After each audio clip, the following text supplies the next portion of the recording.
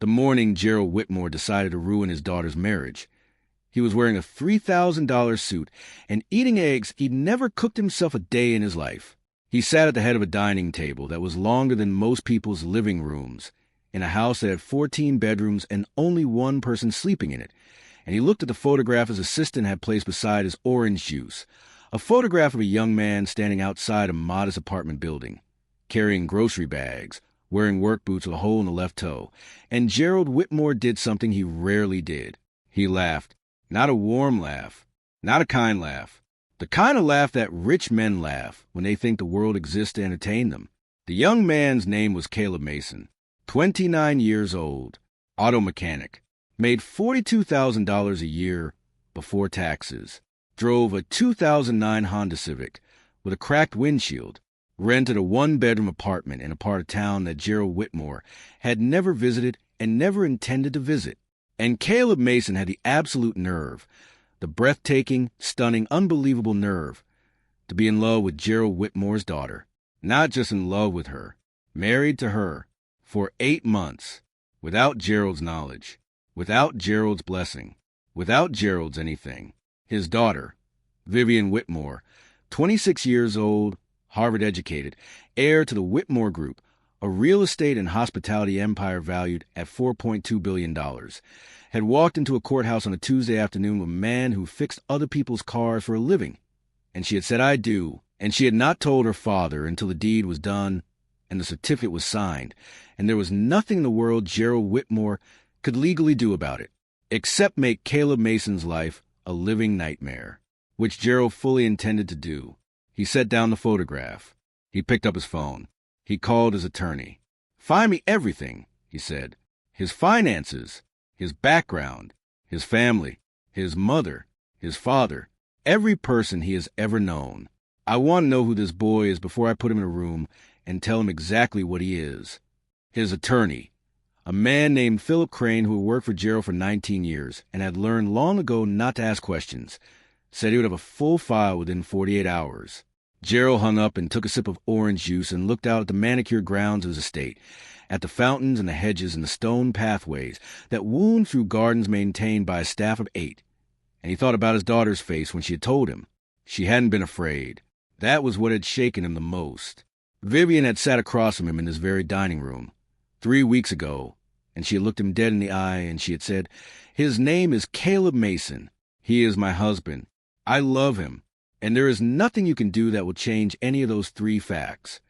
And then she had left, and Gerald had sat alone at his 14-person table and felt, for the first time in a very long time, something he did not have a name for. He would have called it rage.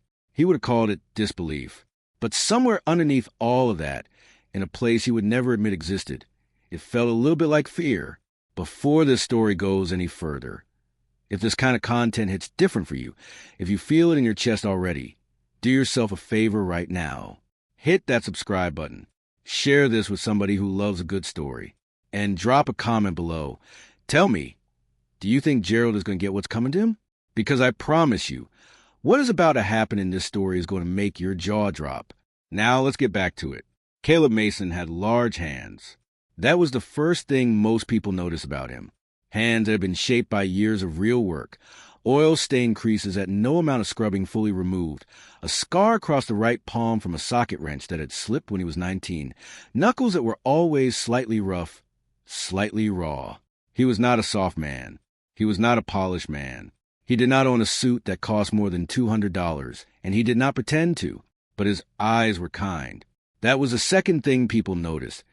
If they stayed long enough to look past the work boots and the car grease and the apartment that smelled like motor oil and the cheap coffee he brewed every morning in a machine that was held together with electrical tape, his eyes were the kind of eyes that made people feel seen, warm and steady and honest in a way that could not be faked, in a way that money could not buy, in a way that Gerald Whitmore, with all his billions and all his power, had somehow never managed to manufacture in himself no matter how hard he tried. Vivian had fallen in love with those eyes before she had fallen in love with anything else about him. She had met him on an ordinary Thursday. Her car, A car Gerald had purchased for her, a sleek black Mercedes that she drove because it was there and not because she particularly wanted it, had broken down on the side of a road 20 minutes outside the city. She had called a tow service. The tow service had sent Caleb. He had arrived in a truck with a dent in the passenger door and a radio playing old country music. And he had climbed out and looked at the car and looked at her and said, simply and without any performance, "Let's see what we've got." He had not been impressed by the car. He had not been impressed by her. He had just been focused, methodical, honest. He had told her what was wrong. He had told her how much it would cost to fix. He had not inflated the price by a single dollar. And when she had asked him, standing beside the road in the late afternoon light, why he had become a mechanic, he had not given her a rehearsed answer. He had not given her the kind of answer that men gave her when they were trying to impress her. He had thought about it for a moment, and then he had said, "Because I like fixing things that are broken. There's something satisfying about it. You find the problem. You understand the problem. You solve the problem. The car works. Everything is right again." And Vivian Whitmore, who had spent 26 years surrounded by men who spoke in abstractions and strategies and power moves, who had never once told her a simple and completely honest truth, had felt something shift in her chest. She had given him her number. Not her business card. Her actual number. The one she gave almost no one. He had called her 2 days later. Not to ask her out, but to let her know that a part he'd ordered for her car had come in and was she still bringing it by on Saturday. And she had said yes. She would be there Saturday morning. And she arrived to find him already under someone else's car, sliding out when he heard her pull up, wiping his hands on a rag, squinting against the morning light, and saying, "You're early." "I'm always early," she had said. "Me too," he had said. And that had been the beginning. It had taken them 4 months of talking. Really talking. The kind of talking that happens late at night when guards are down and pretense is gone, before he had asked her to dinner. Not to a restaurant she expected. Not to a place designed to impress. A small Italian place 2 blocks from his apartment where the owner knew him by name, and the food was extraordinary, and the tablecloths were paper, and he had clearly been saving up to take her there, and she had known it, and it had meant more to her than any of the places she had been taken by men who paid without looking at the bill. She had told him about her father on their 6th date, not the wealth, not the empire, the man himself, the way he looked at her like she was an asset to be deployed rather than a person to be known, the way every conversation eventually became about the business, the way he had planned her entire life without ever asking her what she wanted from it. Caleb had listened without interrupting, without offering solutions, without minimizing, and when she had finished, he had said, "That sounds really lonely." And Vivian Whitmore, who had not cried in front of another person in 4 years, who had learned to perform composure the way other people learned to perform happiness, had pressed her lips together and nodded and said, "Yes, it is." They were married 7 months after the day her car broke down on a road 20 minutes outside the city. The file arrived on Gerald's desk on a Wednesday morning. Gerald had cleared his entire schedule. He sat in his home office, a room with floor-to-ceiling bookshelves, a desk the size of a small car, and a view of the grounds that most people would have found calming. And he opened a file that Philip Crane had assembled on Caleb Mason. He read for 40 minutes.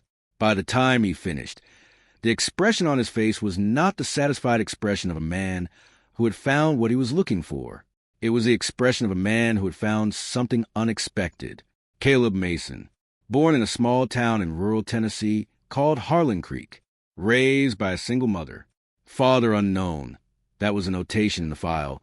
Father unknown. And Gerald paused on those 2 words for a moment before moving on. Graduated high school with above-average grades. Received a partial scholarship to a technical college in Nashville. Completed a 2-year automotive technology program. Worked at 3 different shops before relocating to the city 4 years ago. No criminal record. No debt beyond a modest student loan that he was paying off at $200 a month. No gambling. No substances. No affairs. No lawsuits. He had exactly 1 credit card, which he paid in full every month. He had exactly 1 investment account, a Roth IRA, that he contributed $200 to every month. He had exactly 1 person listed as his emergency contact, his mother, The file listed her as Margaret Mason, age 54, current residence, Harlan Creek, Tennessee, occupation, listed as retired. Gerald stared at that word, retired, in a town like Harlan Creek. That word meant something specific. That word meant a woman who had worked hard all her life and now lived quietly on whatever she had managed to save, or on Social Security, or on the kindness of her son, who sent money home, which Gerald checked the financial records. Caleb did. Every month, a wire transfer of $500 to an account in Harlan Creek, Tennessee. 54 years old. Retired. Small town in Tennessee. Gerald had expected to find a family with problems. Scandals. History. Something he could use. He had found a woman who was, by every available measure, simply a private and unremarkable person. He set the file down. He leaned back in his chair. The fact that he could find nothing to use did not mean there was nothing to find. It meant his investigators hadn't dug far enough. He called Philip Crane. The mother, he said, Margaret Mason. I want more. I want everything. What did she do before she retired? Where did she work? Where did she grow up? Who was she before Harlan Creek? Philip Crane said he would dig deeper. Gerald hung up. He looked at the grounds outside his window. He thought about his daughter. Vivian had always been stubborn. She had gotten that from her mother, from Diane, who had died when Vivian was 11, who had been the only person in Gerald's life who had ever been able to tell him no and make it stick. He had loved Diane with the fierce and complicated love of a man who did not fully understand how to love anyone, which is to say he had loved her imperfectly and sometimes selfishly, and had not understood what he had until the morning he woke up and she was gone. After Diane, he had buried himself in the business. He had made the empire bigger. He had given Vivian every material thing she could want. He had not understood, for many years, that what she actually wanted was the one thing that could not be purchased. The realization had come too late, or he had arrived at it too slowly, and by the time he understood it, Vivian was an adult who had long since learned to live without him. He did not think about this often. He found it easier not to. He turned away from the window. He opened a different file on his desk. Numbers, projections, a hotel acquisition in Miami. And he worked for the rest of the day and did not think about his daughter or her mechanic husband or the retired woman in rural Tennessee. Or he tried not to. The truth was, the word retired kept surfacing in his mind like something floating up from deep water. Retired at 54. In Harlan Creek, Tennessee, with a son who sent her $500 a month. Something about that word kept nagging at him. He couldn't say why. Vivian did not tell Caleb about the file. She knew her father had run one.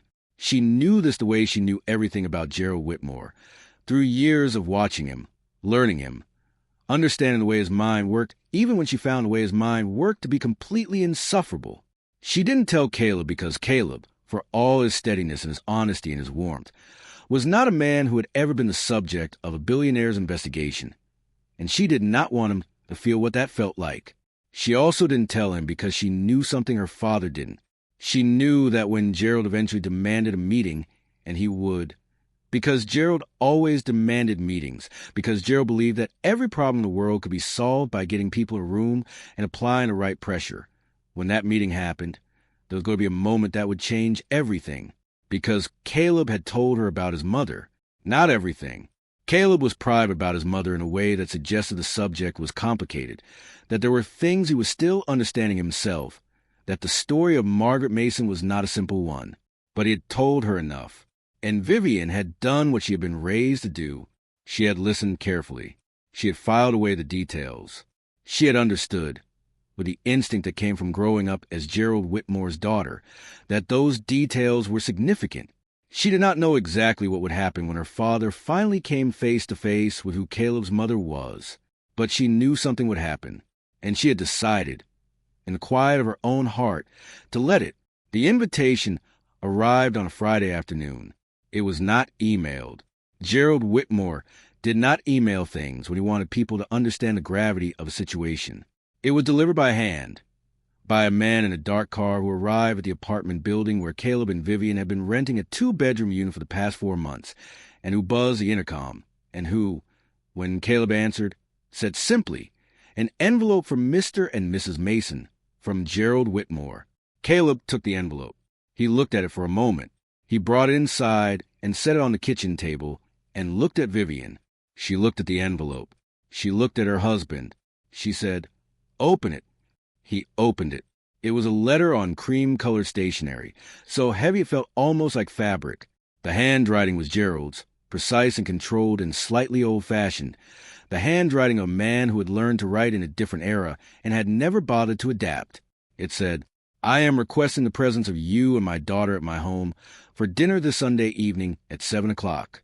This is not optional." That was all. No signature. No pleasantry. No pretense of warmth. Caleb read it twice. He set it down on the table. He looked at his wife and said, "He knows how to make a first impression." Vivian pressed her lips together and said, "He knows exactly what he's doing. Is he always like this?" She considered the question with the care of someone who had spent a lifetime considering that exact question. "He is always exactly what he needs to be to get what he wants," she said. "Right now, he wants us to feel small before we walk through his door. So, yes, he is like this." Caleb looked at the letter one more time. He nodded slowly. "Okay," he said. "Sunday at 7. You don't have to be nervous," Vivian said. "I'm not nervous," he said. She looked at him. He looked back at her. She believed him, which was part why she loved him. "My father is going to try to make you feel like you don't belong," she said. "Like you're not enough. He's going to question everything about you. He's going to look at you the way people look at something they're trying to decide the value of." "I know," Caleb said. "And you're okay with that?" He reached across the table and took her hand. His hands were large and warm, and a scar on his right palm pressed against her fingers, and she had memorized the feel of it long ago. "I'm not going into that room to impress your father," he said. "I'm going in to be honest with him. If that's enough, great. If it's not," he shrugged. "I've lived my whole life being not enough for people who have the wrong idea about what enough means." Vivian looked at him for a long moment. Something moved across her face. Love. Yes, but also something older and more complicated. Something that was almost grief, and almost relief, and almost hope all at once. "There's something I need to tell you," she said, "about Sunday." "Okay. My father is going to ask about your family. He always does his research first, but he always asks in person too, because he wants to see your face when you answer. All right. And when he asks about your mother..." Caleb's expression shifted. Something moved behind his eyes. Not fear exactly, but a particular caution of a person approaching territory they have mapped but not yet fully explored. "What about her?" he said quietly. Vivian looked at him carefully. "How much does your mother know? About you and me? About Sunday?" He was quiet for a moment. Outside the apartment window, the city went about its business. Horns, voices, the distant sound of someone's music from a passing car. "I called her last week," he said finally. "Told her about the dinner. Told her about your father. And..." He was quiet again. Longer this time. She was quiet on the phone for a while. He said, "And then she asked me your father's full name.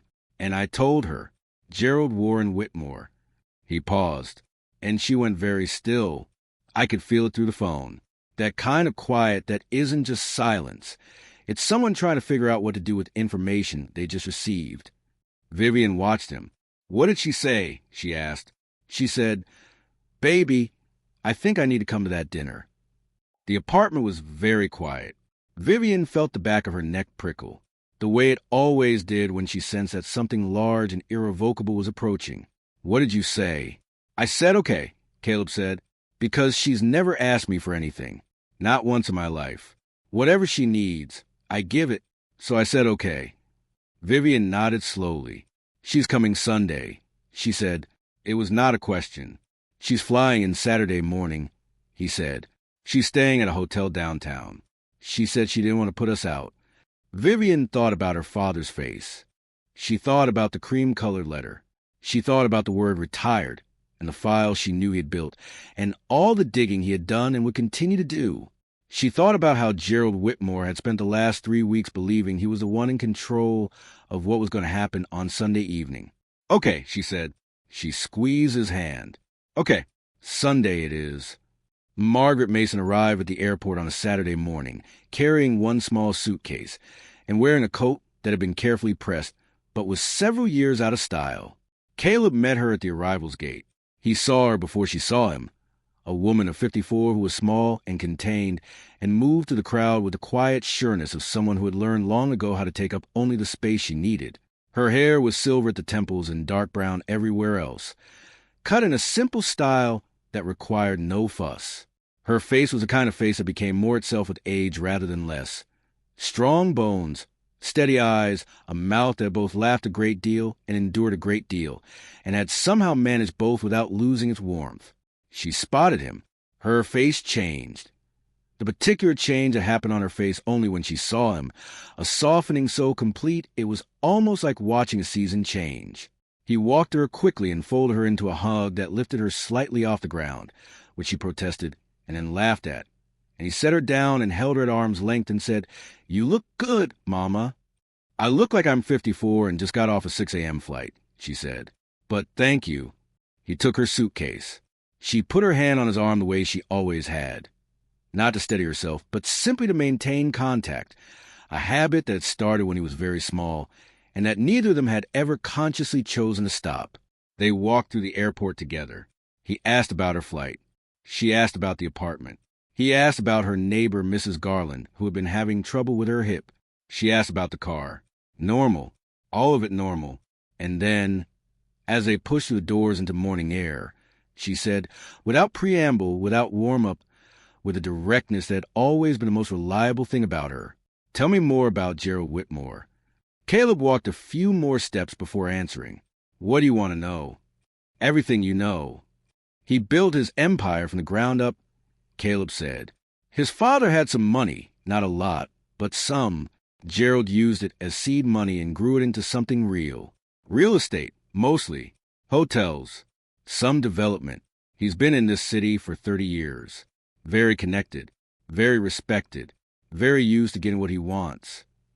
Margaret was quiet. "He never liked to share," she said. It was not quite a question. Caleb glanced at her. "You know his type?" "I know him," she said.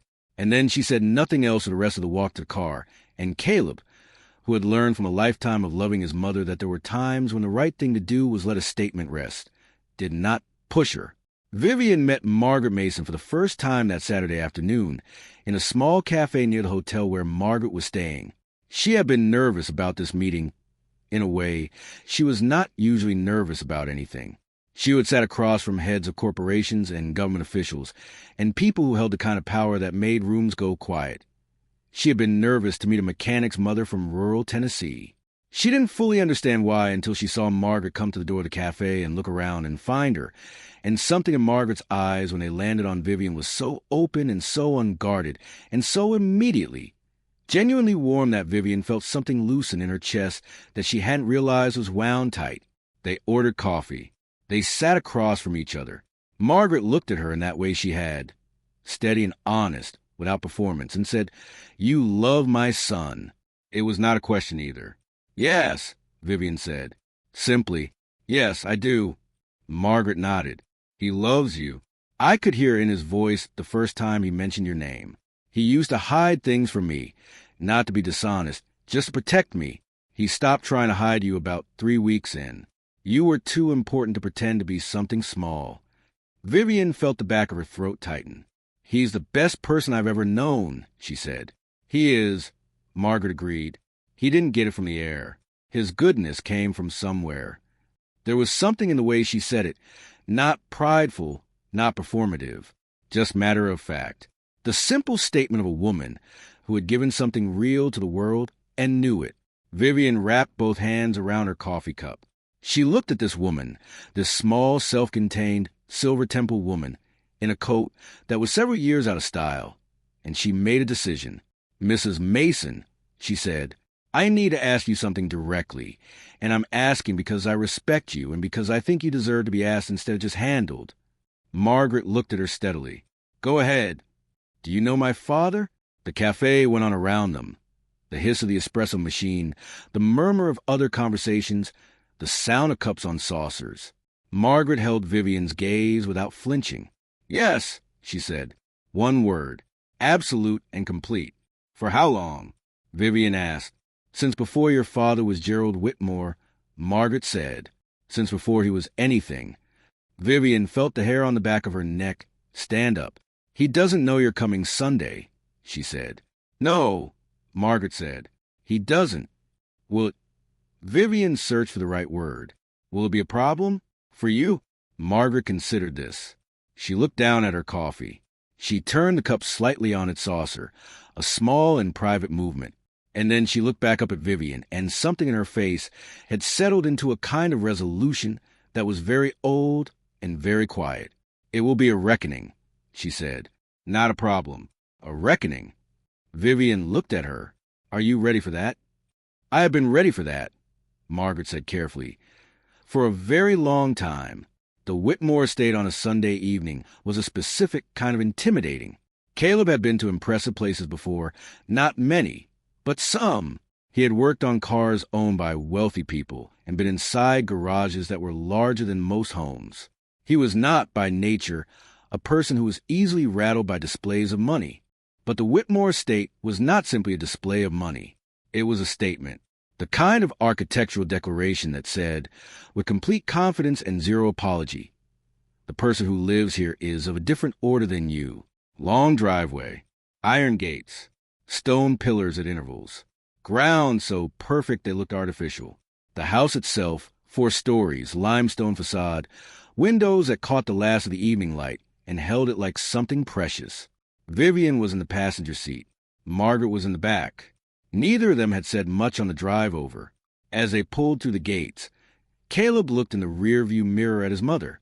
She was looking out the window at the house. Her face was very still.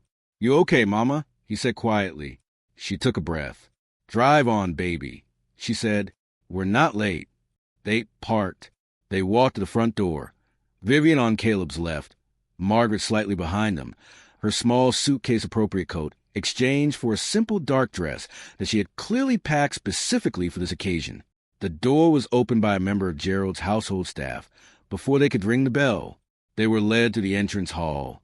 Marble floors, a chandelier that cost more than most people's houses, a wide staircase that swept upward with the grandeur of film set, and into a formal sitting room where a fire was burning even though the evening was not particularly cold, and where Gerald Whitmore was standing with a glass of something amber, looking out the window. He turned when they entered. His eyes went to Vivian first. The look of a man seeing his daughter. Complicated, proud, wounded, all of it compressed into a fraction of a second before the control reasserted itself. Then his eyes went to Caleb. The look of a man making a judgment. Quick, thorough, dismissive. All in less time than it takes to blink. Then his eyes moved, as they naturally would, to the third person who had entered the room, and the glass in Gerald Whitmore's hand stopped halfway to his mouth. The color drained from his face, not gradually, all at once, like something had been pulled out from underneath it. His mouth opened slightly. No sound came out. Margaret Mason stood in the doorway of Gerald Whitmore's sitting room and looked at the man who had, in another lifetime, been someone entirely different to her, and she met his gaze with the absolute steadiness of a woman who had 54 years of reasons to hold her ground. The fire crackled. The chandelier light fell across the room. The amber in Gerald's glass caught the light and held it. Caleb watched his mother. Vivian watched her father. Neither Gerald nor Margaret spoke. Not for 5 full seconds. Not for 10. Gerald Whitmore, who had negotiated deals worth hundreds of millions of dollars without breaking a sweat, who had sat across from adversaries far more powerful than he was, and never once looked away first. Gerald Whitmore looked like a man who had just seen a ghost. The ghost, apparently, was very much alive, and she was his son-in-law's mother. The word that Gerald finally produced was her name, not Mrs. Mason, not Margaret, just Maggie, the name she had not been called by anyone in 30 years, the name from the time before, the name from Harlan Creek, when they were both young, and the world was entirely different, and neither of them had yet become who they were going to become. Maggie, he said, and his voice was not the voice of Gerald Whitmore, the billionaire. It was some other voice, older and rougher, dug up from somewhere he had buried very deliberately very long ago. Margaret, Maggie, held his gaze, Gerald, she said. Just that. Just his name in return. The symmetry of it precise and intentional. Caleb looked from his mother to Gerald Whitmore and felt the particular disorientation of watching two people reveal, in real time, that they have a history that has nothing to do with you and everything to do with who you are. Vivian put her hand on Caleb's arm. He felt the pressure of it and understood, without her needing to say anything, that she had known. Not all of it, but enough. Gerald set his glass down on the side table. He was making visible effort to recover himself, straightening his jacket, composing his features, becoming Gerald Whitmore again rather than whoever that other person had been for a moment. But his color had not returned, and his hands, Caleb noticed, were not entirely steady. I wasn't aware, Gerald said, that you were joining us this evening. No, Margaret said. You weren't. You live in Harlan Creek, he said. It came out almost like an accusation. I do, she said. Have for many years. A silence in which the fire did an enormous amount of work. Let's sit down, Vivian said. Her voice was calm and complete and exactly right. She had inherited that from somewhere. That ability to impose order on a moment that was threatening come apart. Gerald looked at his daughter, and something passed across his face. A complicated recognition. They sat, Gerald in the large chair that was clearly his chair, the chair positioned slightly higher and slightly more central than the others. The power move so habitual, he probably no longer noticed he was making it. Vivian and Caleb on the sofa across from him. Margaret in a chair to Gerald's left, at an angle, which placed her in his peripheral vision no matter which way he looked. A staff member appeared with drinks. The business of choosing and receiving drinks gave everyone a moment to reorder themselves. When the staff member left, Gerald looked at Caleb, and in a way that suggested he was asking Caleb while meaning the question from Margaret. He said, How much do you know about your mother's history? Caleb looked at his father-in-law steadily. What specifically are you asking? Where she grew up, what she did, before Harlan Creek. I know she grew up in this city, Caleb said. I know she left when she was about 24. I know she moved to Tennessee because she had family there, and because she needed a new start. He paused. There are things she hasn't told me. I've respected that. They sat, Gerald in the large chair that was clearly his chair, the chair positioned slightly higher and slightly more central than the others. The power move so habitual, he probably no longer noticed he was making it. Vivian and Caleb on the sofa across from him. Margaret in a chair to Gerald's left, at an angle, which placed her in his peripheral vision no matter which way he looked. A staff member appeared with drinks. The business of choosing and receiving drinks gave everyone a moment to reorder themselves. When the staff member left, Gerald looked at Caleb, and in a way that suggested he was asking Caleb while meaning the question from Margaret, he said, How much do you know about your mother's history? Caleb looked at his father-in-law steadily. What specifically are you asking? Where she grew up, what she did, before Harlan Creek. I know she grew up in this city, Caleb said. I know she left when she was about 24. I know she moved to Tennessee because she had family there, and because she needed a new start. He paused. There are things she hasn't told me. I respected that. Gerald was quiet. His jaw was doing the thing that Vivian privately called a clench, the thing her father's jaw did when he was processing information he didn't like. She hasn't told you, Gerald said, about any of it. I don't need to have this conversation through my son, Margaret said quietly. She hadn't raised her voice. She hadn't needed to. The quiet authority in it was such that even Gerald, who commanded boardrooms and bent politicians, stopped. He looked at her. Then let's have it directly, he said. Let's, she agreed. Vivian leaned slightly forward. Caleb was very still. Margaret looked at Gerald Whitmore with the even-keeled gaze of a woman who had thought very carefully about this moment, who had rehearsed it in the privacy of her own mind for longer than anyone in the room could know, and who had decided exactly what she was going to say and how she was going to say it. Before I say what I'm here to say, she said, I want my son to hear it.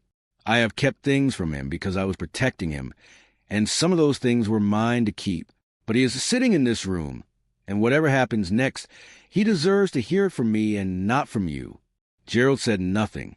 And the same goes for your daughter, Margaret said. She married my son. She has a right to understand what she married into, and what she is connected to, and what she isn't. So what I'm about to say, I'm saying to all of you." She looked at Caleb, something in her eyes, love and apology, and a long-held weight preparing to be set down. "Baby," she said, "you have asked me your whole life about your father, and I have told you the same thing every time, that it was complicated, that I would tell you when you were ready, that I was sorry I couldn't give you more." Caleb had the face of a man who had trained himself not to want things too visibly. But at the mention of his father, something moved underneath the surface of his expression. Not neat exactly, but the awareness of an absence that had always been there, the shape of something missing that had never had a name. "I'm listening, Mama," he said quietly. Margaret took a breath. She looked at Gerald Whitmore. "Your father," she said to Caleb, "is sitting in this room." The fire crackled. Gerald Whitmore did not move. Caleb turned his head very slowly and looked at the man sitting across from him in the large chair. Gerald looked back. The resemblance, which Caleb had not been looking for, because he had not known to look, which no one in the room had noted aloud, but which now that the words were in the air, was suddenly impossible not to see.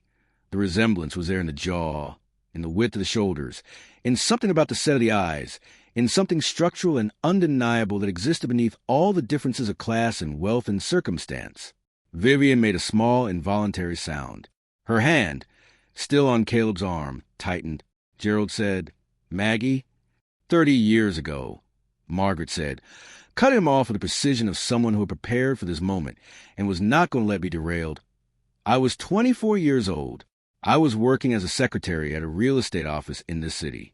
You had just started your business. You were 32. You were," she paused, chose her words. "You were very compelling. And I was young, and I believed things that young people believe." Gerald was silent. "We were together for almost 2 years, Margaret said. "Not publicly. You were careful about that. I was not. A breath. I was not from your world. And you made sure I understood that, even when you were kind to me, even when I believe you genuinely cared about me in whatever way you were capable of then. You made sure I knew what I was and what I wasn't." Gerald closed his eyes for a moment. When he opened them, his face was not the face of the man who had laughed at the photograph of Caleb with his grocery bags. "When I found out I was pregnant," Margaret said, "I told you." Caleb held very still. "And you," Margaret said, "told me that a child was not possible. Those were your words. A child was not possible. You had a company to build. You had plans. A child with a secretary who had grown up in Harlan Creek was not part of those plans. And you," her voice held for a moment, "you offered me money to make the problem go away." Gerald's jaw worked. His hands, folded on his knee, pressed together. "I did not take it," Margaret said. "I left. I went home to Tennessee. I had my baby. I raised him alone. I did not contact you. I did not ask you for anything. I raised my son to be honest and kind and hardworking, and I believe," her voice found something stronger here, "I believe that whatever he built in this world, he would build it himself, and it would be real, and no one could ever take it from him or make him feel ashamed of it." The room was completely silent. "I did not come to this dinner to punish you," Margaret said. "I am not here to take anything from you. I am not here to make demands or to expose you or to destroy what you've built. I am here because my son fell in love with your daughter and they got married, and now we are family whether you like it or not. And my son deserves to know who his father is. That is the only reason I am in this room." She finished. She folded her hands in her lap. She sat very straight and very still and very complete. The silence in the room was a kind of silence that comes after something that cannot be unsaid, in which the world is quietly rearranging itself around new information. Caleb looked at Gerald Whitmore. Gerald looked at Caleb. Gerald's face it was not what Caleb had expected, whatever he had expected. Whatever a person expects when the universe reaches into the ordinary story of their life and reshuffles everything without asking permission. Gerald's face was not the face of a man who was about to deny something. It was the face of a man looking at 30 years of a choice he made and seeing, for the first time, the full weight of what that choice had cost. "Is it true?" Caleb said. His voice was quiet, steady, The way he spoke when the car he was looking at had a problem that was going to be expensive and hard, and he needed to understand the full extent of it before he decided what to do. Gerald looked at him for a long moment. Something moved in the older man's eyes, something that was almost shame and might have been grief and was complicated by the 30 years that had happened in between. "Yes," Gerald said, "it's true." The hour that followed was the most honest hour Gerald Whitmore had spent in 30 years. He did not perform it. He did not manage it. He did not approach it the way he approached everything else in his life, strategically, with an eye toward the optimal outcome. He sat in his chair and he answered the questions that were asked of him, and he told the truth, which was a thing he had not practiced enough to be good at it, and it showed. He told Caleb about being 32 and building something from nothing and being terrified, in a way he had never admitted to anyone, of everything that could go wrong. He told him about the fear, that particular fear of a man who has pulled himself up from modest means and is desperate not to fall back, who sees risk everywhere, who makes decisions based on what threatens the thing he is building rather than on what is right. He did not excuse himself with this. He said it the way it was. A true thing about who he had been, offered without the expectation of forgiveness. He told Caleb that he had thought about it, over the years, the choice he had made, the life that might have been somewhere, he had kept in a compartment, the way he kept things that were too large to look at directly, and he had not opened the compartment often, and when he had closed it quickly. "I told myself," Gerald said, "that it was better for everyone, that a child needed stability, that I wasn't ready, that she would be better off without." He stopped. He looked at Caleb. "I told myself a lot of things," he said. "None of them were entirely lies. Most of them weren't entirely true either. The real reason was simpler than all of it. I was selfish. I was afraid. And the thing I was most afraid of was the thing I couldn't admit, which was that if I was responsible for another person, I might fail them. And I had decided a long time ago that I would not fail at anything, that I would not let myself be in a position to fail." Vivian, who had been quiet throughout, who had been watching her father with an expression that was working very hard to remain neutral, looked down at her hands. "So you remove yourself from the position entirely," she said. Quietly, Gerald looked at his daughter. "Yes," he said. "The way you remove yourself from many positions," she said. "In this house, with me." The fire crackled. Gerald was quiet. "I know," he said finally. "I know." It was not enough. Everyone in the room understood that it was not enough, but it was possibly a beginning of something, and beginnings, even late beginnings, even 30-year late beginnings, are not nothing. Dinner was not what any of them had imagined dinner would be. Not the performance Gerald had planned. The carefully orchestrated display of wealth and power that was supposed to remind Caleb of his place, and remind Vivian of what she had grown up with, and what she would be giving up if she continued to make choices Gerald disagreed with. Instead, they sat at one end of the enormous dining table, an estate table that could seat 20, now hosting 4 people who had just rearranged each other's lives. And they ate food that was very good and largely went untasted, and they talked. Not easily, not without silences, not without the particular discomfort of people who are having to inhabit new versions of their relationships in real time. But they talked. Caleb asked about Gerald's early years, not with warmth, not yet, but with the genuine curiosity of a person trying to understand something complicated. Gerald answered. He talked about the first property he had bought, with money his father had left and money he had saved, a small commercial space that he had rented out and parlayed into something larger, and then larger still. He talked about the years when he had slept 4 hours a night and worked the rest. He talked about the decisions that had shaped the empire. He did not sound proud of himself as he told it. He sounded like a man taking inventory. Margaret listened. She ate carefully. She did not interject, but she watched Gerald while he talked, with the eyes of a woman who had known him before he was any of this, and occasionally something crossed her face that was not anger and not nostalgia, but something quieter and more complicated than either. At one point, Gerald looked at her and said, "How is it that I never found you?" "I have people who can find anyone." Margaret looked at him. "Because I never used my real name after I left," she said. "I went back to my mother's maiden name. Margaret Ellison became Margaret Mason Long, before I had any reason to hide. I needed to be someone new. I needed to start over." A long pause. "Mason," Gerald said. That's not a family name. It was the name of the street where I grew up, she said. Mason Street, in Harlan Creek. It was the first thing I thought of when I needed something to call myself. Something moved across Gerald's face. Something almost soft. You always did that, he said. Attached yourself to places. When he stopped, reconsidered. I used to ask you how you were, and you'd describe a place instead of a feeling. You'd say, I feel like I'm in a field on a summer morning. Or, I feel like the last hour of the afternoon. You never just said I'm happy or I'm sad. Margaret looked at him steadily.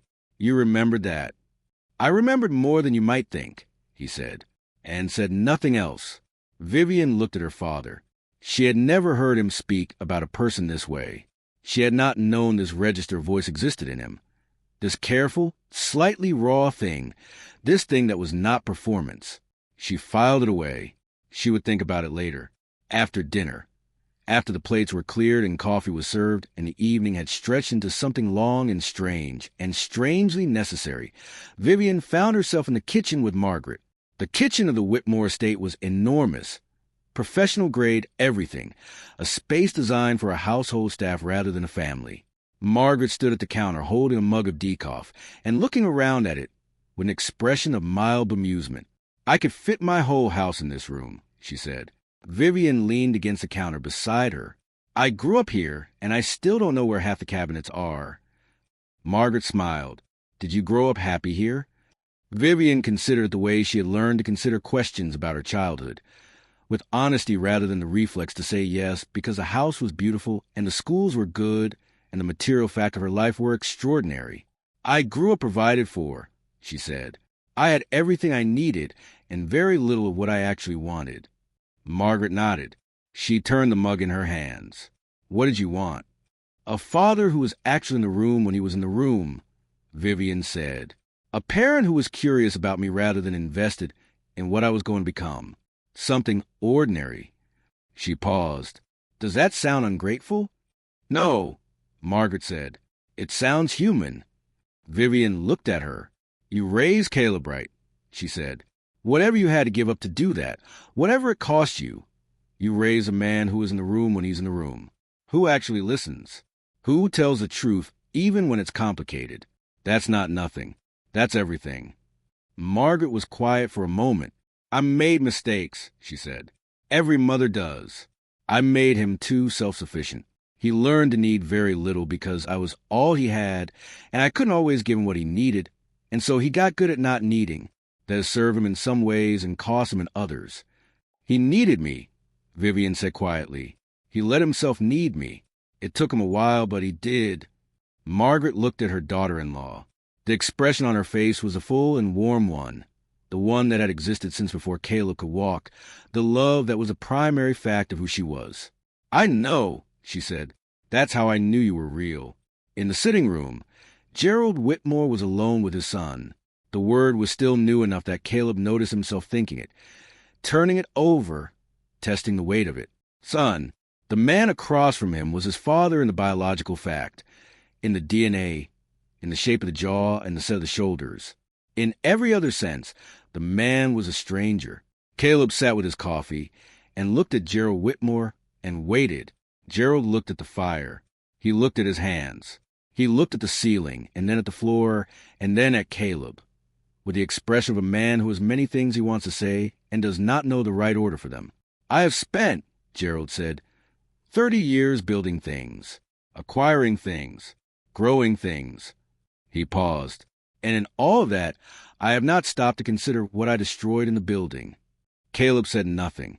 I have a daughter who had to get married in secret because she knew I would try to prevent it. Gerald said, I had a son I didn't know existed. His voice caught very slightly on something, recovered. I have an empire, and I am sitting alone in a house with 14 rooms. He said this last thing the way you say something that has recently become undeniably true, and you are still in the process of understanding what it means. I'm not asking you to. Gerald stopped. I don't know what I'm asking. I think, Caleb said carefully, that maybe that's okay. You don't have to know what to ask. You could just start by not being what you were going to be before tonight. Gerald looked at him. What was I going to be before tonight? Caleb considered how honest to be, decided to be very, a man who was going to use his money and his influence to make my life difficult, to make Vivian regret her choice, to try to prove that I wasn't good enough.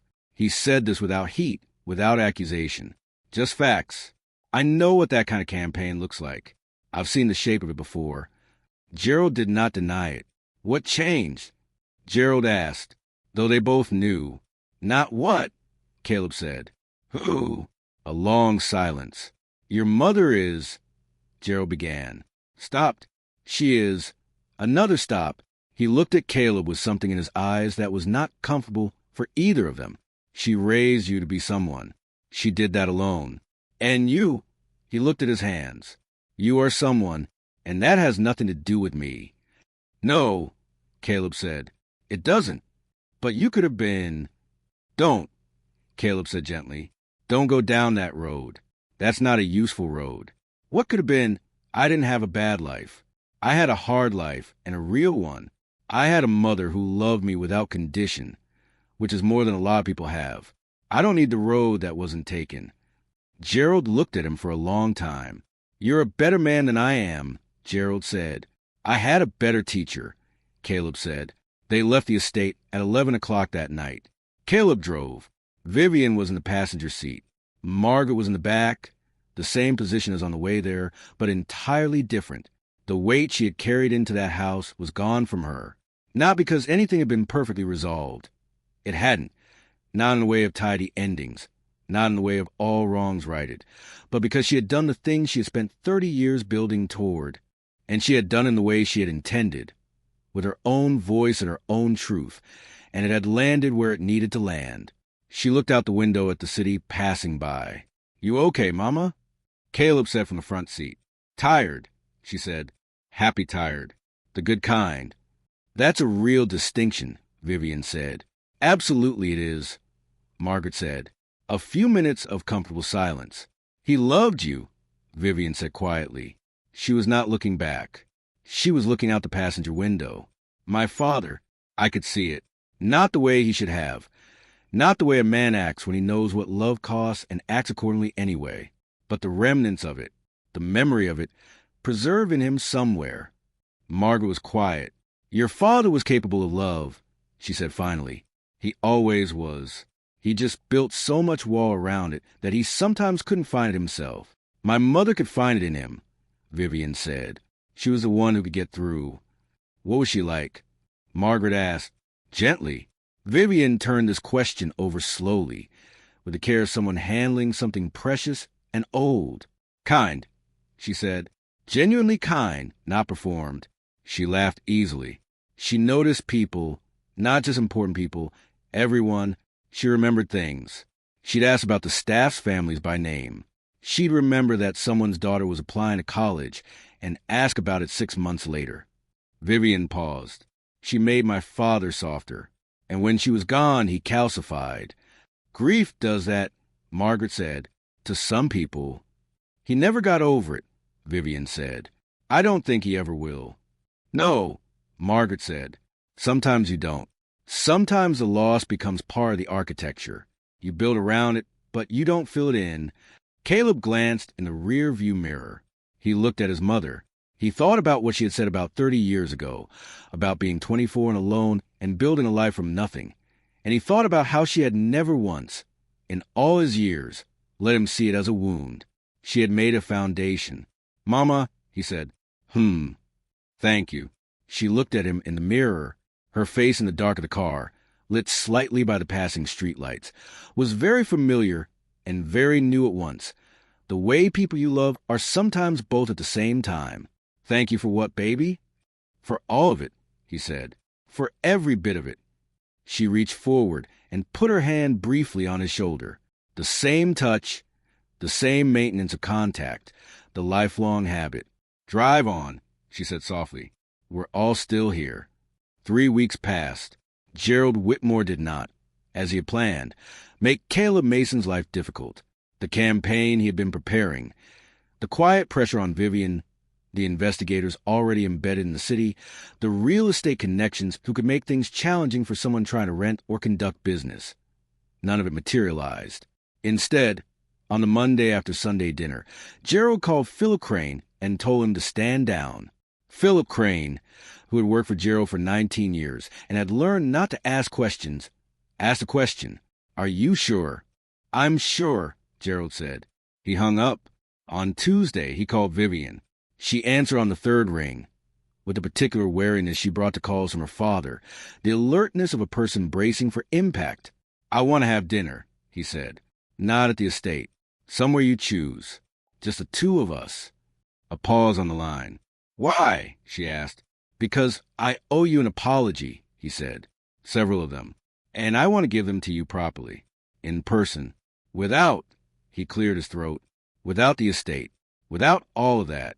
Somewhere ordinary." Another pause. Longer. "Okay," Vivian said. They had dinner at a small restaurant that she chose, the kind of place that had tablecloths and good wine, but no performance, no display, no sense that everyone in the room was watching everyone else. She wore jeans. He arrived in a suit, realized immediately that the suit was wrong for the room and for the conversation they were going to have, and spent the first few minutes of the evening in particular discomfort of a man who is dressed for armor in a situation that requires him to be without it. He apologized, not quickly and not all at once. Gerald was not a man built for the swift and clean expression of emotion, and Vivian had long since stopped expecting him to be. He apologized in pieces, haltingly, with the effort of someone who is disassembling something load-bearing and trying to do it without letting the whole structure collapse. He apologized for the years he had been physically present and emotionally absent. He apologized for the campaign he had begun to build against her husband before he had met her husband. He apologized for making her feel, for most of her childhood, that she was a project to be optimized rather than a person to be known. He did not apologize for loving her, because he had always loved her, imperfectly and incompletely and with the limitations of a man who had learned love as a concept without ever fully learning it as a practice. But he apologized for not showing in ways she could feel. Vivian listened. She did not cry. She had made a choice, somewhere in her life, about crying in front of her father, and she did not unmake it that evening. But she was very quiet in the particular way she was quiet when something was landing in her, being incorporated, changing the internal topography of something. "I don't know how to do this differently yet," Gerald said. "I want to be honest about that. I know that I am not good at being close to people, at being present, at whatever word you want to use for the thing I've failed at. But I want to learn. If you'll let me try." "I'll let you try," Vivian said. Not warmly, not yet, but honestly, which was more valuable. "That's all I'm asking," he said. They ordered dessert for the first time in their shared history. They had never been a dessert-ordering family. Gerald had always considered it excessive, and this had communicated something to Vivian as a child that she had never fully articulated. They ordered it that night, both of them, and they sat with it, and the gesture was small and absurd and somehow exactly right. The call to Margaret was harder. Gerald sat with his phone for an hour before he made it. He had drafted what he wanted to say and then discarded the draft because it was too formal. And then he had tried to think of what to say without the draft, and that was worse. He finally accepted that there was no way to prepare adequately for this conversation and dialed. She answered. She was home in Harlan Creek. He could hear the particular quiet of a small-town evening through the phone.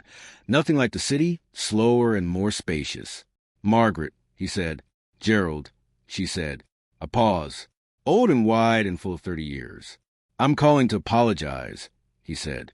"I know that is insufficient. I know that an apology across a phone call 30 years later does not begin to address what I did. I know that you know that. I am not calling under the illusion that an apology changes anything." He heard her breathing, steady and quiet. "Then why are you calling?" she asked. No sharpness in it, just a genuine question. "Because I need to have done it," he said. "Not for you, for me. Because I have been carrying the weight of what I did for 30 years, and I have never once said to you, directly, that it was wrong. What I did was wrong. I was wrong. And your son," his voice stopped for a moment, restarted. "Your son is extraordinary, and that is because of you. And I don't know how to thank you for raising someone that good, when my contribution to his existence was to pretend he didn't exist." Margaret was quiet for a long time. "He is extraordinary," she agreed finally. "And I did work very hard." Gerald made a sound that was almost a laugh. "You always were direct." "I got more direct as I got older," she said. "Seems to happen." "Margaret," he stopped, "do you hate me?" She considered this question with the seriousness it deserved, which he had not expected, and which moved him more than he anticipated. "No," she said. "I used to be angry for a long time, and then Caleb was born, and being angry required more energy than I had left after taking care of him. So I let the anger go because I needed the energy for something more important." A pause. "By the time he was grown, I had been not angry for so long that I didn't have it anymore. I don't hate you. I don't love you. I don't think I ever loved you the way I thought I did. I think I loved who I hoped you could be. But I don't hate you either." Gerald absorbed this. "That might be more than I deserve," he said. "It probably is," she said. "But there it is." A longer silence. In the city, outside Gerald's window, the night went on. In Harlan Creek, the same. "How are you?" he asked. And he meant it, not as a formality, as an actual inquiry from one person to another. Margaret seemed to recognize this. Her answer took a moment. "I am well," she said. "I am very well, actually. I have a vegetable garden. I have good neighbors. I volunteer at the library on Thursdays. My son married a woman who is remarkable, and I discovered recently that whatever I expected this conversation to feel like, it feels a good deal lighter than I thought it would." "Lighter," Gerald said. "Lighter," she confirmed. "Good night, Gerald." "Good night, Margaret." She hung up. He sat with the phone in his hand for a few minutes, looking out at the estate grounds in the dark. He felt unmistakably and surprisingly lighter, too. Caleb went home to Harlan Creek with Vivian 3 months later. Not for Gerald, not for business. For Margaret, for her birthday, her 55th, which he had mentioned in passing and clearly had no expectation they would attend, and which was, for this reason precisely, the reason they went. Vivian had never been to a place like Harlan Creek. She had traveled, broadly and widely, and to places that appeared in magazines. She had been to Paris and Tokyo and the coast of Croatia. She had stayed in the finest hotels in several countries. She had never been to a small town in rural Tennessee on a Friday evening in October, with the light going golden in a specific way that seemed particular to that geography, and the smell of someone's wood-burning fireplace drifting from somewhere, and a main street that had a diner and a hardware store and a library with a hand-painted sign. She had never been anywhere that felt, in quite this way, like somewhere people actually lived. Caleb watched her take it in as they drove through town toward his mother's house, and his face had the particular expression of a person showing someone else something they love. The complicated hope that the other person will see it the way you see it, that they will understand why it matters. "It's small," he said, not apologetically, just naming it. "It's exactly the right size," Vivian said. He glanced at her. "You mean that?" "I mean it completely," she said. "It looks like somewhere a person can breathe." He took her hand across the center console. Margaret's house was a small white house with a porch and a vegetable garden along one side that had been put to bed for season, and a yellow door that was exactly the yellow of late afternoon light. She came out onto the porch when she heard the car, wiping her hands on a dish towel the way she always had, and the sight of her, small and self-contained and complete in her yellow-doored house, made Caleb feel something in his chest that was so familiar it was almost invisible, the way the most important things become. They had dinner, a real dinner, made from scratch, a roast that had been going since that morning, vegetables from a garden that Margaret had preserved at the end of summer, bread she had baked herself, a cake for her birthday that was chocolate, because it was always chocolate. They sat at a kitchen table that could fit exactly 4 and ate food that was extraordinary in the way that food is when it is made with attention and care, and without any intention to impress anyone. After dinner, Vivian helped Margaret with the dishes. Caleb sat on the porch in the October dark and looked at the stars, which were, in Harlan Creek, Tennessee, in a way that they never were in the city, profoundly present. Inside, through the kitchen window, he could see his wife and his mother talking. He couldn't hear what they were saying. He didn't need to. He could see the shape of it, the ease that had developed between them, The way Margaret handed Vivian things and Vivian took them without ceremony. The way they laughed about something at one point. A small and genuine laugh, the kind that can't be performed. He thought about Sunday dinner at the estate, about Gerald's face going pale, about his mother standing in the doorway of that enormous room, so small and so completely herself, and the way the whole atmosphere of the evening had changed from that moment. He thought about his father, the word still strange and new, like a garment he hadn't yet broken in. Gerald had called him 2 weeks after Sunday dinner.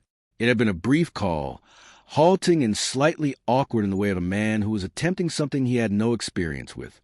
He had asked Caleb to have coffee. Caleb had said yes. They had met at a coffee shop, neutral ground. Caleb's choice, a place with no significance to either of them. They had sat for an hour. Gerald had talked about the business, partly out of habit and partly because it was the one place he was entirely fluent. Caleb had asked questions that were genuine, because Caleb found the mechanics of how things were built genuinely interesting, regardless of the scale. At the end of the hour, Gerald had said, "This doesn't have to be a transaction. You don't owe me a relationship. I haven't," a pause. "I haven't earned one." "No," Caleb had said, "but I'm willing to see what we build from here, on the condition that you never, at any point, make me feel like I need to become something other than what I am." Gerald had looked at him. "Meaning the mechanic," he said. "Meaning the man I've worked to be," Caleb said. Gerald had nodded slowly. "I respect that," he said. And then, surprising them both, "I envy it, if I'm honest. The clarity of it. I have never known, in my whole life, what I would have been if the money had come first instead of the work. I built the thing, and then I became the thing. I don't know where the seam is anymore." Caleb had thought about this. "Maybe that's what we can offer each other," he said. "A different view of a seam." Gerald had looked at him for a long moment. "My daughter," he said, "married a very perceptive man." "She did," Caleb agreed. Gerald had almost smiled. It was the closest he had come, on the porch in Harlan Creek, under the Tennessee stars. Caleb heard the screen door open and felt his mother sit down beside him on the old wooden bench. She handed him a mug of coffee, decaf, this late, a habit she'd kept for 30 years. They sat together in the dark the way they had sat on this porch for his entire life. Sometimes talking, sometimes not, both necessary. "Your wife is wonderful," Margaret said. "I know," he said. "She asked me something in the kitchen," Margaret said. "Yeah. She asked if I would come for Christmas. To the city. She said she's renting a house. Not the estate. Somewhere smaller. She said she wanted somewhere that felt like a home rather than a statement. She invited me." Caleb turned to look at her. "What did you say?" "I said I would think about it," Margaret said. "But I'm going to say yes." He nodded slowly. "I'm glad." "She also asked," Margaret said more quietly, "whether I thought your father might come." A longer pause. "What did you tell her?" Caleb said. "I told her it wasn't my place to speak for him," Margaret said, "but that I thought he might, that I thought he was trying to find his way towards something he'd been walking away from for a very long time." Caleb looked out at the dark yard, at the vegetable garden put to bed, at the street beyond, quiet and empty the way small town streets are late in the evening. "Is that okay with you?" he said. "If he comes." Margaret was quiet for a moment. "It is," she said.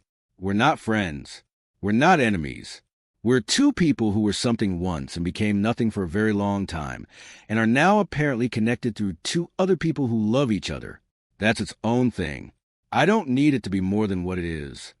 "You're a remarkably balanced person," Caleb said. "I got more balance as I got older," she said. "Seems to happen." He laughed. It was a warm laugh, a real one, the kind that came from the chest. She put her hand on his arm. Maintenance of contact. Lifelong habit. They sat together on the porch under the Tennessee stars until the mug went cold in his hands. And neither of them said much else, and it was exactly enough. Gerald came for Christmas. He arrived at the house Vivian had rented, a 4-bedroom craftsman house in a neighborhood full of families, with a front porch and a real kitchen, and a tree in the backyard, nothing like the estate. And he stood on the front step with a single bag and a look on his face that was deeply uncertain. Vivian opened the door. She looked at him. He looked at her. He was wearing, for the first time in her memory, a sweater instead of a suit jacket. He looked slightly reduced by it, smaller, more human, less like a statement. And that was better. "Come in," she said. He came in. The house smelled like food and coffee and whatever candle Vivian had burning in the living room, and underneath all of it, the mild, pleasant disorder of a home that was actually lived in. It was not a 14-bedroom estate. It was not impressive by any external measure. It felt, Gerald noticed with surprise, like somewhere he could breathe. Caleb was in the kitchen. He heard Gerald come in and appeared in the doorway with a dish towel over his shoulder, looking like the man he was. Large and grounded and comfortable in a kitchen the size of a fraction of Gerald's kitchen. Comfortable in a house the size of a fraction of Gerald's house. Comfortable in his own skin in a way that Gerald had spent 30 years and $4 billion failing to achieve. "Gerald," he said. "Caleb," Gerald said. They were not easy yet. They were working on it. That was enough, for now. Margaret was in the living room, reading, and she looked up when Gerald came through.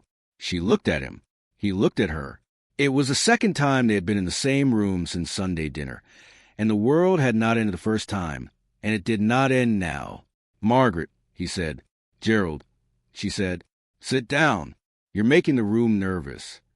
He almost smiled. He sat. Christmas morning was a quiet revelation.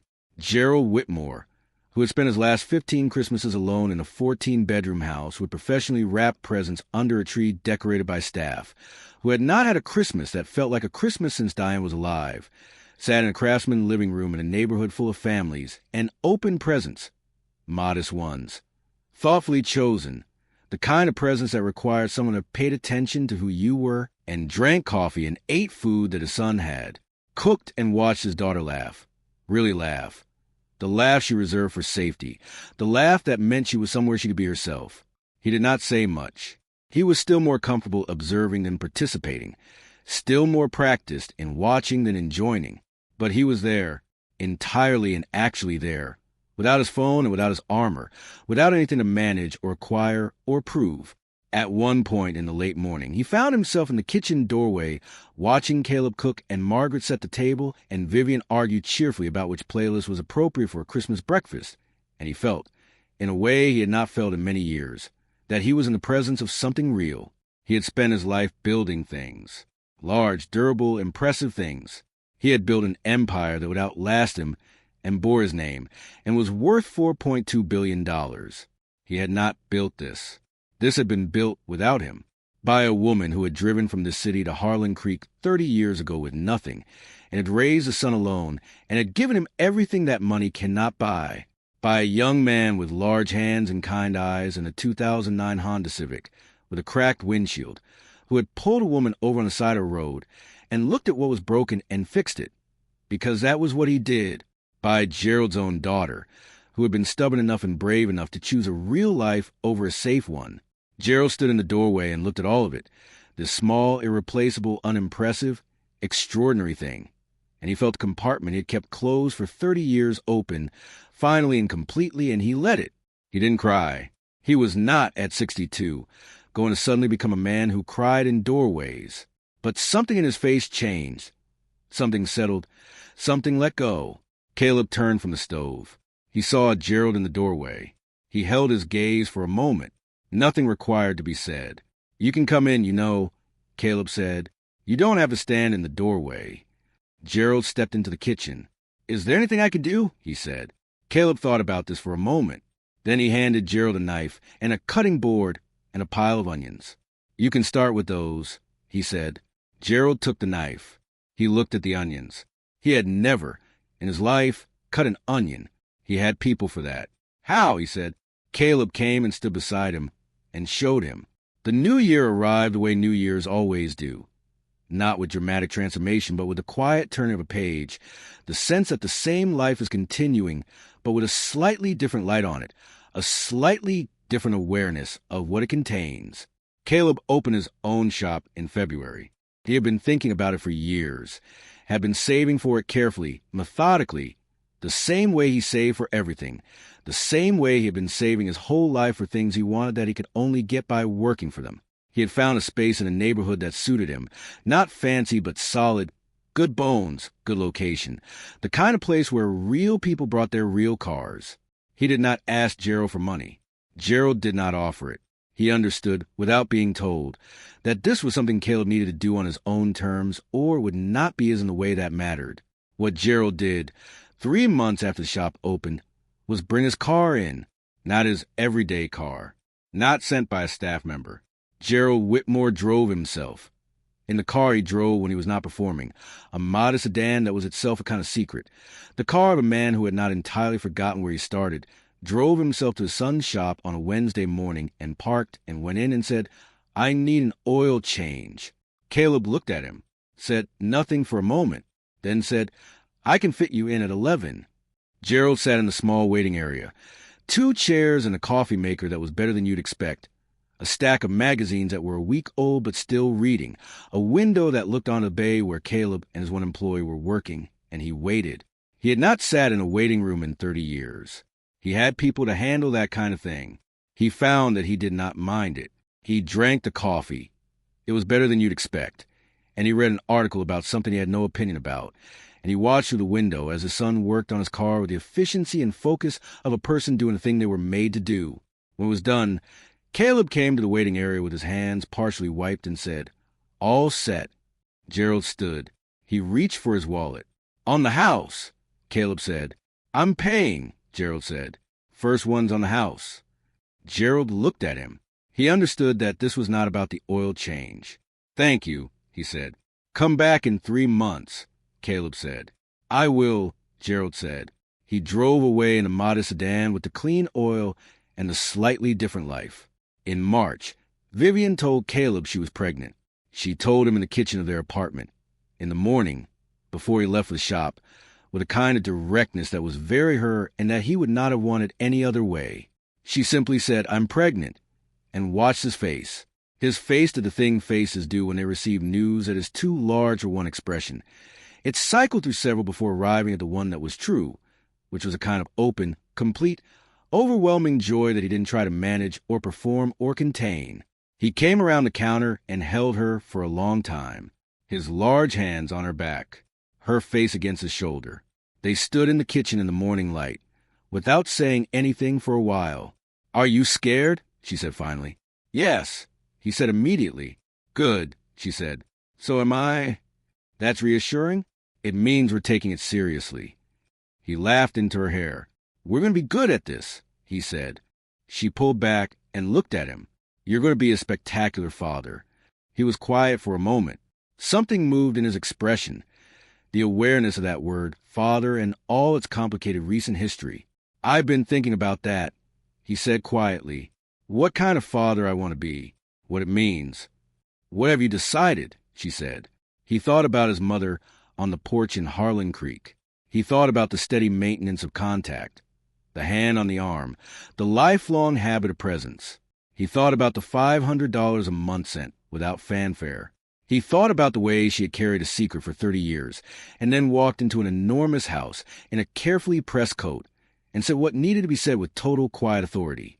He thought about Gerald standing in the kitchen doorway on Christmas morning, being handed an onion. "I've decided," he said, "that I want to be someone who is in the room. That's the whole thing. I want to be in the room." Vivian put her hand on his face, her palm against his jaw. The familiar gesture, the one that was theirs, that had developed in the years of their knowing each other the way these gestures develop, organically and without announcement. "You already are," she said. Margaret took the call on a Thursday evening, sitting on her porch in Harlan Creek, with the last of the day's light going and the kind of quiet around her that she had chosen deliberately, had moved toward for 30 years, and had come to understand as one of the better things in her life. Caleb's voice on the phone was warm with the particular warmth of someone who has good news and is about to give it. "You're going to be a grandmother," he said. Margaret sat very still. The porch, the last light, the quiet. "October," he said. She pressed her hand to her mouth. She was not a woman who cried easily or often. She was a woman who had spent 30 years being the steadiest thing in her son's life and had made a habit of steadiness. She cried, just briefly, just enough. The good kind. "Mama," Caleb said. His voice was soft and slightly laughing and overwhelmed with love. I'm fine, she said. I'm perfectly fine. I'm... She laughed, which came out wet and warm and real. Tell me everything. Tell me how Vivian is feeling. Tell me when the due date is exactly. Tell me everything. He told her everything. Gerald received the news by phone from Vivian. He was in his office at the Whitmore Group, in the middle of a meeting with 3 people whose combined net worth was somewhere north of $2 billion. He looked at his daughter's name on his phone. He did something he had not done in this building, in this office, in front of people like these, in as long as he could remember. He answered it. "Excuse me for a moment," he said to the room. He stepped out. "Vivian," he said. "Dad," she said. And the word, the specific word, the one she used rarely and always deliberately, the word she had learned to ration because it was the one that bypassed all his defenses, that word preceded the news. "I'm pregnant." The hallway of the Whitmore Group was very quiet. Gerald put one hand against the wall. Vivian waited. "How are you feeling?" he said finally. His voice was careful and slightly rough. "Wonderful," she said. "Scared and wonderful." He closed his eyes. He thought about Diane. He thought about a much younger version of himself in a hospital corridor, being told he had a daughter. He thought about standing in a kitchen doorway on Christmas morning. He thought about a woman in a carefully pressed coat walking into his sitting room and saying what needed to be said. He thought about how much he had missed and how much remained. "You're going to be an extraordinary mother," he said.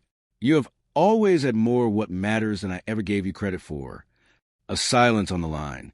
A particular silence. The kind that means something is being received. "Thank you, Dad," she said. I want to be there," he said. "For all of it. If you'll let me. I understand I haven't earned that. I'm not asking for. I'm just asking you to know that I want to." "I know you do," she said. "I'm going to let you." He pressed his hand against the wall. He looked at the ceiling of the hallway. "Give Caleb my, tell him." He stopped. "Tell him I'm proud of him. Tell him I know I have no right to be proud of him, that he made himself without me, but tell him I am anyway. Tell him that." "Tell him yourself," Vivian said gently. A long beat. "Yes," Gerald said. "You're right. I will." He went back into the meeting. He sat down. The 3 people with their combined $2 billion looked at him. "My daughter is expecting a child," he said. The explanation arrived unbidden, unstrategized, completely unlike him. The room was not prepared for it. Neither was he. He didn't mind. The baby arrived on an October morning. A girl, small and extraordinary and already, in the first moments of her life, completely herself.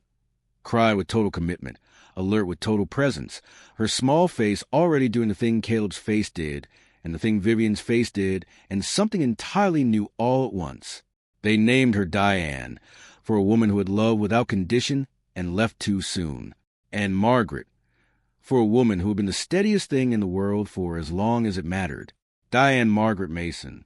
Caleb held her and was undone by her in a way that all new parents are undone. Suddenly understanding, viscerally and completely, that there are things in the world whose importance makes everything else rearrange itself around them. Vivian, exhausted and radiant and entirely herself, watched her husband hold their daughter and felt something in her chest that was so full almost couldn't be contained by the word love, something that needed a larger word that didn't quite exist. Margaret came to the hospital that afternoon. She stood at the door of the room and looked at her son and her granddaughter, and everything about her face was very simple and very complete. Caleb brought the baby to her. She held her with the practiced ease of a woman who had held a baby before, with the tenderness of a woman who had waited for this. She looked at the small face. She touched the small hand with one finger. "Hello, Diane Margaret," she said quietly. "Welcome to this world. It's complicated and it's hard, and it's worth every bit of it." Gerald came an hour later. He came alone, as he went to most things. He came carrying nothing. No flowers, no gift, though arrangements were being made. Things had been ordered. He came with himself, which was, all things considered, the harder offering. He stood in the door. He looked at the room, his daughter in the hospital bed, his son-in-law standing beside her, Margaret in the chair by the window with the baby in her arms. Margaret looked up. She met his eyes. And something passed between them. Not forgiveness exactly, not reconciliation, not any word that tries to make a clean thing out of something that was complicated and will always carry some complication. Something that acknowledged, without needing to name it, that they had both arrived here, that this child, this small and extraordinary person, was a fact made possible by both of them in a chain of events that neither of them could predicted or designed or controlled. Margaret stood. She brought the baby to Gerald. She held the child out to him. Gerald looked at his grandchild. He looked at Margaret. He took the baby. His hands, large hands, businessman's hands, hands that had signed contracts worth hundreds of millions of dollars and had never once been trained for this, took her with a carefulness that was almost comical in its magnitude, the extreme and total carefulness of a man who has just been handed the most important thing in the world and knows it. He looked down at her face. She looked up at him with the unfocused, general attention of a newborn, seeing everything and nothing already entirely present. Gerald made a sound that was not quite anything, not a word, not a cry, something in between, something that had been stored for 30 years in a compartment that was now open, completely and finally open, and was finding its way out. Caleb put his hand on Gerald's shoulder. Not in comfort exactly. Something more direct in comfort, more simple. A hand on a shoulder. Maintenance of contact. The same gesture, for different reasons, that his mother had given him his whole life. Gerald looked at his son. His son looked back at him. The baby made a small sound and moved her tiny hands. The room was very bright and very warm. Outside the hospital, the city went about its business.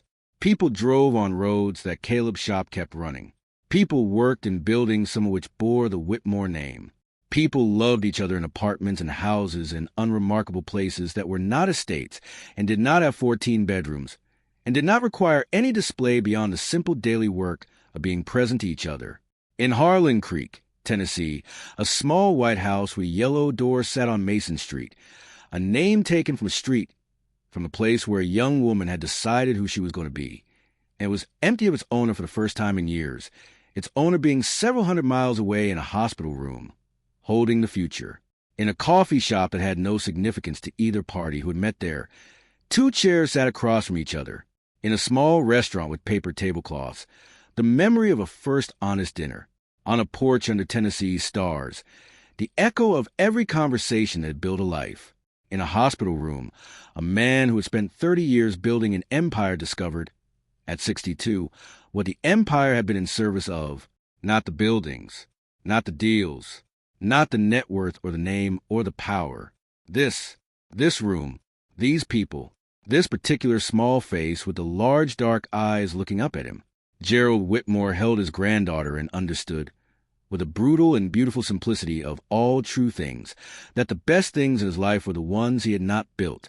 They had been built for him, by other people, people he had underestimated and failed, and sometimes discarded, and they had done the work anyway, and they had let him walk into the room at the end. He intended, for whatever time he had, to stay. Caleb went back to work the following Tuesday. He drove the 2009 Honda Civic to the shop. The cracked windshield finally fixed, Vivian had insisted, and he had conceded the point as a fair compromise, and he unlocked the doors and turned on the lights and put on a pot of coffee and started the day the way he always had. His first appointment was a woman with a Nissan that had been making a sound it shouldn't. He listened to the sound. He found the problem.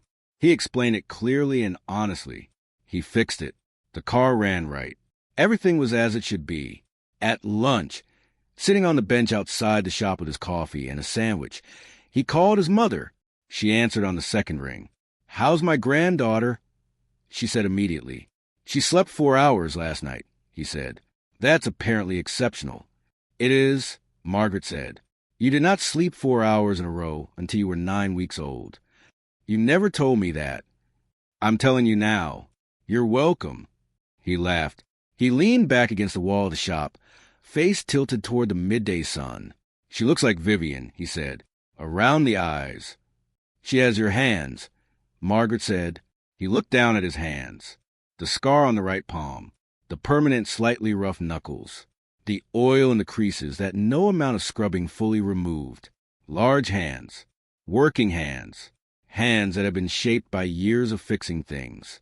"Good," he said. "Yes," his mother agreed. "Good." He sat in the sun outside his shop and drank his coffee and talked to his mother and did not feel, even for a moment, like a man who was missing anything. He felt like a man who had exactly what he needed, which was not nothing, which was, in fact, everything. On the night before Diane Margaret's first birthday, Gerald Whitmore sat alone in his home office. The same office, the same desk, the same view of the grounds. And he thought about the year that had passed. He thought about the photograph his assistant had placed beside his orange juice, 1 year and several months ago. The photograph of a young man with grocery bags and a hole in his left work boot. He thought about the laugh he had laughed. He thought about all the things he had not yet known. He thought about the room he had been standing in when he turned and saw Margaret in his doorway, and the color that had left his face, and the glass that had stopped halfway to his mouth. He thought about the child who had his daughter's eyes and his son's hands and his wife's name, and a grandmother who had carried 30 years of quiet dignity into one room and set it down like an offering. He thought about what reckoning meant, and about what lighter meant, and about what room meant. He closed the file on his desk. He pushed back his chair. He turned off the light in the office and walked through the 14-bedroom house and out the front door and sat on the steps of the estate in the night air. He was not, and had never been, a sentimental man. He sat on the steps and looked at the grounds, the fountains, the hedges, the stone pathways, and he thought about a vegetable garden in Harlan Creek, being put to bed for season, about a yellow door, about paper tablecloths in a shop with a coffee maker that was better than you'd expect, about a small face with large dark eyes. He took out his phone. He texted his daughter, "Tell me what time tomorrow. I don't want to be late." He waited. The reply came quickly. 2 p.m. Don't bring anything elaborate. She doesn't need elaborate. Just bring yourself. He looked at the message for a moment. He typed back, "That's all I have left." She replied immediately, "That's exactly enough." He sat with that for a long time. The night around him. The grounds. The house that was very large for one person. Just bring yourself. He stood. He went inside. He climbed the stairs to a bedroom that had 14 counterparts and no longer felt like something to be proud of. He set his alarm for 8 o'clock. He had plenty of time. He slept, and in a 2-bedroom apartment in the city, a baby named Diane Margaret Mason slept in her crib, while her parents slept the exhausted and complete sleep of people doing the most important work of their lives. And in a small white house with a yellow door on Mason Street in Harlan Creek, Tennessee, a woman of 55 slept with a particular piece of someone who was put down a weight they carried for 30 years and found that the putting down was exactly what it needed to be. Not dramatic, not cinematic, not the triumphant conclusion of a revenge story. Just a simple, sufficient, human act of telling the truth and letting other people do what they needed to do with it. And in a 14-bedroom house that was very large for one person, a man who had spent his life building things lay in a bed that was not too comfortable and stared at the ceiling and felt, for the first time since the morning a very long time ago when he woke up and someone was gone, that tomorrow was something to look forward to. He had not built what was waiting for him. He was going to show up for it anyway. Some things you inherit. Some things you earn. Some things you lose and spend 30 years not knowing you lost them. And some things, the best things, walk into your sitting room in a carefully pressed coat on a Sunday evening and say what needs to be said and change everything and cost you nothing except the willingness to be changed. Gerald Whitmore had $4.2 billion. He had a son he hadn't known. He had a daughter he was just beginning to know. He had a grandchild with large dark eyes. He had a woman in Tennessee who did not hate him. He had a kitchen counter and an onion and someone willing to show him how. He was at 62 at the beginning of something. It was not too late. It is never, if you are lucky enough to walk into the room, too late.